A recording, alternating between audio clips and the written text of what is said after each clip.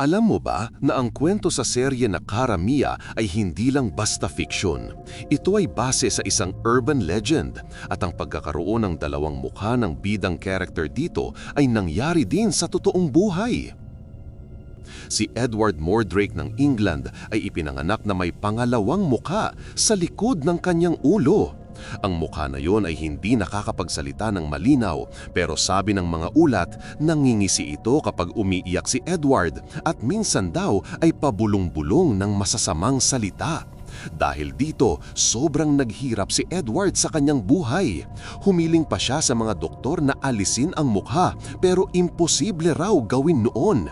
Ang mas creepy, ayon sa alamat, bago siya mamatay sa edad na 23, iniwan daw niya ang kahilingan na huwag ilibing ang mukha na iyon dahil baka raw magpatuloy ang bulong nito kahit sa kabilang buhay. Weird, tragic at nakakatakot.